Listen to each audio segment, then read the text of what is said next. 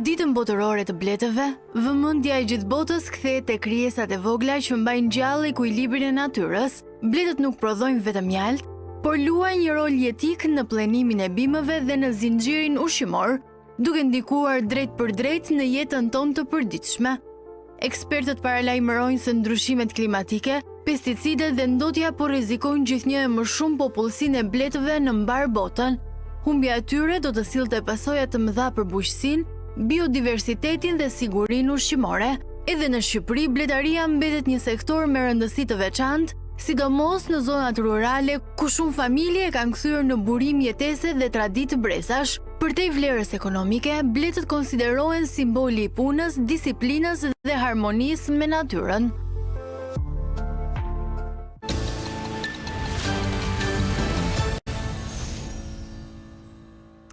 Siç e ndoqët edhe nga kronika e përgatitur nga Shqipe Likollari, do të flasim sot për bletën, sepse është dita ndërkombëtare e tyre, e vendosur nga Kombet e Bashkuara, jo vetëm në nderim të njerëzve që kanë themeluar pikërisht bletëritjen dhe këtë gjallësi të jashtëzakonshme që e mbrojnë e kultivojnë bashkë me produktet që ajo sjell, këtë gjallësi të jashtëzakonshme të botës, saqë Einsteini thoshte nëse bleta nuk do të ekzistonte më, edhe njerëzimi mbase shumë pak vite pas saj do të zhdukej. Pikërisht për të folur për bletëritjen, rëndësinë e bletëritjes, çfarë ndikon ajo në ekosistem, si ndikojnë ndryshimet klimatike, ndotja e mjedisit e gjithçka tjetër që vjen më pas, do të flasim pak me bletëritsin Petrit Kola, cili turoi mirëseardhjen sot në programin Mirëmëngjes Shqipëri. Ka zgjedhur një panoramë, një balkon të bukur bashkë me produktet e tij, por e rëndësishme është horizonti i agimit dhe i këtij mëngjesi që vjen në programin tonë. Mirëmëngjes Petrit, mirë se na erdhe. Mirëmëngjes, mirë se u gjeta. Është shumë bukur, na ke dalë aty me të gjithë produktet që bletët e tua me sa duket kanë bërë. Më thuaj pak si ka qenë ky sezon? Si ka qenë kjo pranverë për bletët? Së parë herë ju falenderoj ju, Radio Televizioni Shqiptar që është bërë pjesë e kësaj dite të madhe për ne bletarët. Se dyti pastaj falenderoj gjithë bletarët për sakrificat e tyre që bëjnë sepse është një punë e vështirë. Tani që të flasësh për bletët, është një mrekulli. Po, të shi, çdo punë ka vështirësitë e veta. Ne kemi nevojë për shumë gjëra për ndihmë, për përkujdesje nga gjitha institucionet. E kuptoj. Sepse për ndryshe nuk ja dalim do të shumë e vështirë. Po që se do të bësh, domethënë produktin do ta nxjerrësh bio, ka shumë ndim. Dhe mundimi është po, mund të flasësh. Jo. Petrit, ideja është tonë që rritja e bletëve, siç ti the, përfaqëson një proces me shumë sakrifica, do shumë durim, kryhet aty në qetësi, në vetmi, komunikon ti si bletëritës me bletët, me atë gjuhën tuaj misterioze, dhe mbase njerëzit duke u afruar me bletëritjen dhe duke rritur këtë gjallësë dhe duke kultivuar produktin që ajo sjell, besoj fitojnë atë paqen shpirtërore për cilën ti thua që është një mrekulli. Fjalia e parë që ti nxorë nga goja kjo ishte, the që të flasësh për bletët është një mrekulli. Dhe duket nga qetësia me cilën ti e ke marrë bisedën tonë. Pa diskutim që ashtu është një mrekulli, sepse bleta është një insekt i betuar nga Zoti, dhe dihet që shumë nga prodhimet vijnë nga bleta. E qartë. Sa ndikojnë ndryshimet klimatike, Petrit? Sa ka ndikuar kjo pranverë me kohën e lagësh që ka pasur, jo shumë nxehtë për një pranverë shqiptare flas të dekadës së fundit? Si ndikojnë ndryshimet klimatike në rritjen e bletëve?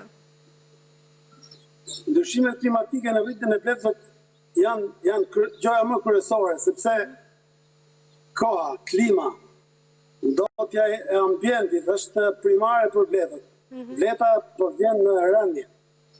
Ishte ndryshe para 10 vjetësh, ndërsa tash bleta është në rënje, për arsye sepse përkujdesi nga gjitha instancat është shumë i dobët. E kuptoj. Nuk ka ne kemi as të ndihmë, domethënë shumë pak kemi ndihmë.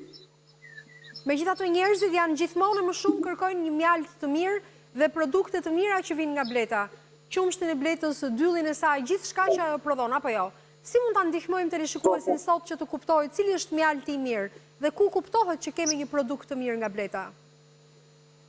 Po, ka plot, domethënë ka plot eksperimente që janë bërë, domethënë për shembull si shkrepësja që e fusim tek mjalti, e fusim mjalt dhe ndezim një kartopicet që unë t'i hudhim një lugë mjaltë dhe aja s'do të lakshtoj poshtë.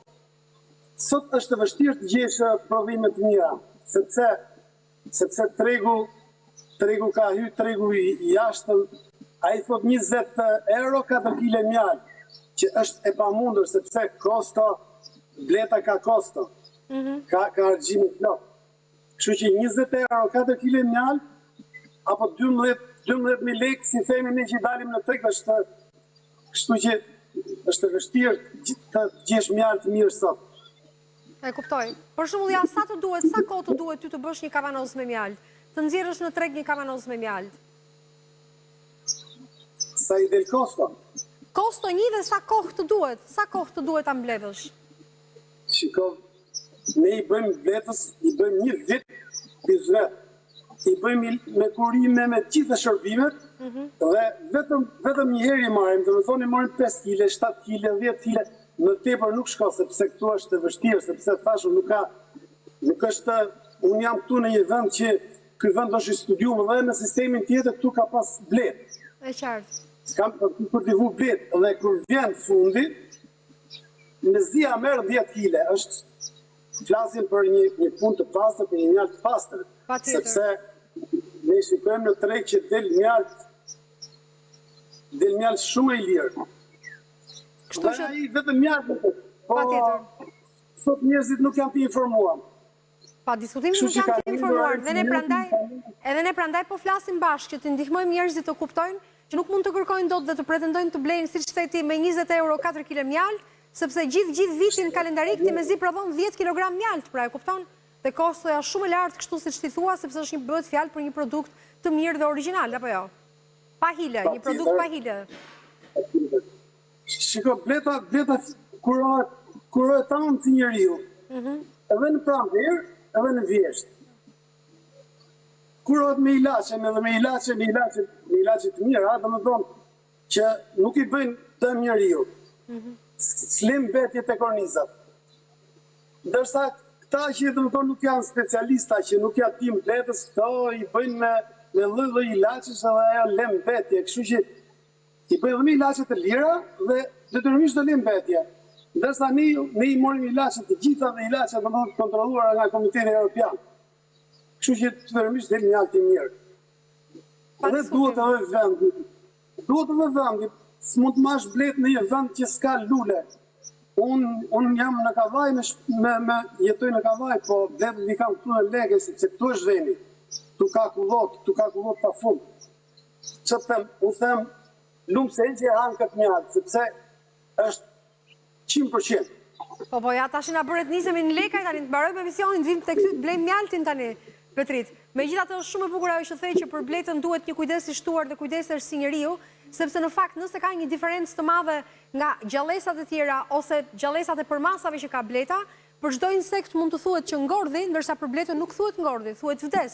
Njësoj si njeriu pra, shuhet një blet, mbyll jetën një blet.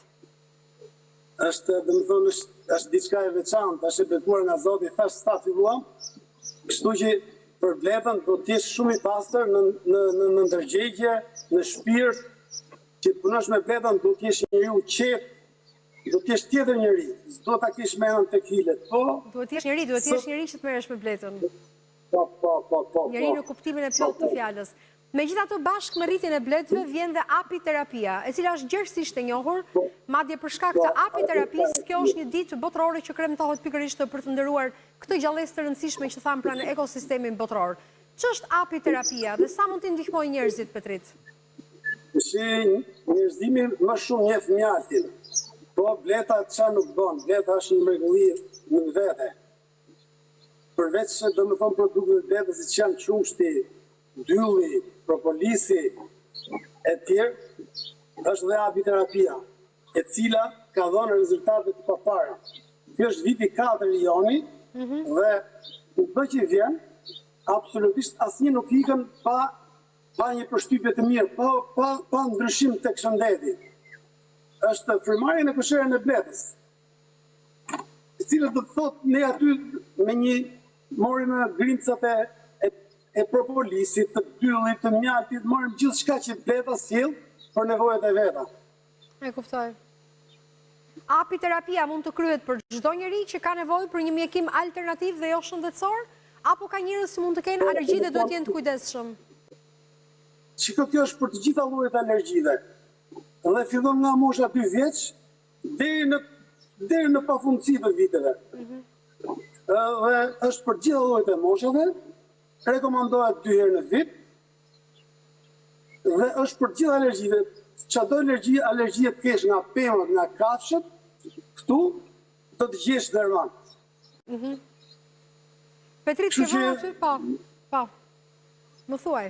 Kështu që nuk është bëj fare, domethënë, është për gjithë llojet alergjive. E kuptoj. Ke vënë aty mbi tavolinë një sër shishkash të vogla, kavanoz që besoj janë me mjalt, me produkte tjera. Mi tregojnë çfarë janë? Cilat janë produktet që ke nxjerrë ti nga kultivimi i bletës? Ja, këto janë dy lloje mjaltesh të ndryshme, sepse unë përveç këtij parku këtu në Lekaj, kam në një park tjetër në Cikalesh, është kufi me pezën, me pezën e Tiranës. Po. Ja, janë dy lloje mjaltesh që kanë ngjyra të ndryshme. Përveç mjaltit kemi edhe 3 lloj propolisash. Një kemi me levando, me rigon dhe me sharebel. Pastaj kemi edhe qumshin e betës, bile tash është sezon që mbyllet qumshi. Ja ku janë edhe çibukët e bletëve, sa është sezoni që mbyllet. Po ky është poleni, që bleta e si të krapë, ne me anë të disa grasëve ja marrim. Dhe kjo është dylli bletës. E kuptoj. Gjithë këto produkte më Petrit? Besoj të gjithë e dinë se për çfarë shërbej. Një panajër të vogël pas ke bërë aty. Tani më thuaj pak kush e vendos ngjyrën e mjaltit të bletës. Më fole pak më herët për 2 kavanozat e parë, njëri me ngjyrë më të errët, njëri me ngjyrë më të hapur. Cili është ai pigment që e vendos ngjyrën? Ngjyra e mjaltit varet nga lloji i lules kush dominon. Për shembull, këtu në Lekaj, këtu mjalti është i çelur. Ja, është i çelur. Sepse këtu ka shumë llojshmëri lulesh. Këtu është një pafundësi lulesh. Ndërsa në kufi me pezën, në Cikalesh, është i errët, sepse atje është vetëm pyll.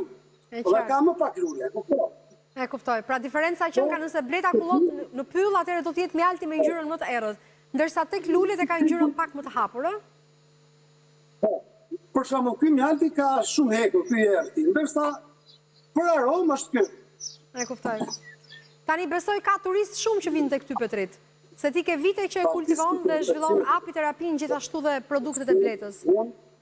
Unë në orën 6 të mëngjesit jam për ditë këtu, sepse këtu edhe apiterapia ka punën e vetë të shi, që më thonë ka një ngarkesë të jashtëzakonshme, dhe produktet janë pothuajse 90% të shitura po këtu i shes në vend. Patjetër. Sepse vinë turistët, e shikojnë këtë mrekulli këtu, dhe më thonë këtë vend, dhe binden që kjo është 100% produkt pajile, të gjitha këto produktet që kam këtu. Patjetër, prandaj dhe në shprehjet tona popullore, ne themi gojë ëmbël si mjalti, ose i kishte fjalët ëmbla si mjalti.